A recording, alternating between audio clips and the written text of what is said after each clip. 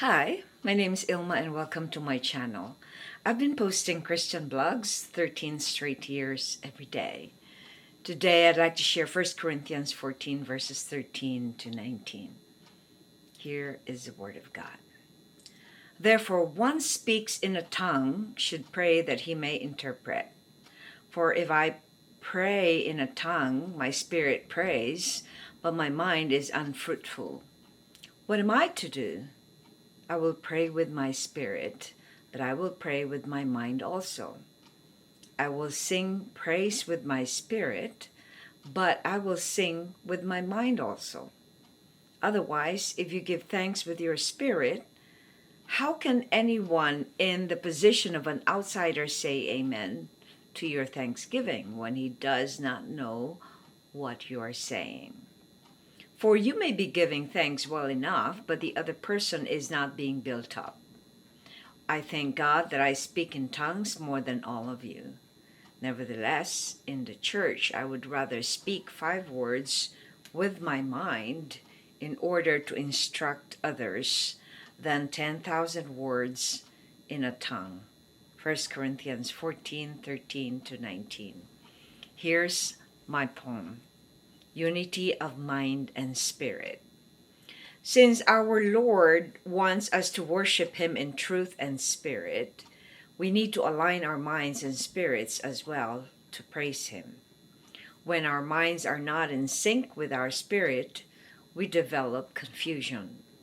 That conflict inside us creates much chaos and division. If you line up your mind to the truth, you will have order. You'll begin to see lies and then discern right from wrong. Here's my commentary. In this letter, Paul brings about a very essential ingredient in a believer. Unity of mind and spirit is crucial to live a peaceful, productive, and joyful life. Paul gives the example of the use of the gifts of tongue and interpretation. He says that if you can speak a language that you cannot explain or interpret, what good would that be for the hearers of your speaking in tongues? So he encourages them to pray for the gift of interpretation or understanding of a certain declaration that they utter in another language. Just like when you are in a foreign place and you do not know the language of that nation, you would need an interpreter of that language. We also need to pray for the ability, the same way when we have the gift of speaking in another language, we also need to pray for the ability to interpret what we just spoke about. Otherwise, it is of no use for building up the members of the church when we just utter something they don't understand. Reflection. What are some of the effects of disunity with the mind and the spirit? One could be anxiety, because if your mind is not synced with the truth and you are bordering between the world system and God's ways and God's truth, that is going to create a division inside you. So you're going to be divided inside, and that is the worst thing that you can be, to be one person and divided inside. Because of our sinful nature, and this is what is explained in the book of Galatians, where the spirit can never, the flesh can never please God, because the flesh is not designed to please God. It's designed to please the self. So if we are divided, that's why one of the greatest commandment is not to have any other gods before God but Him alone. Because if you're divided inside, you're going to eventually serve one master better than the other. So most of the time, it's easier to follow the flesh rather than follow the spirit.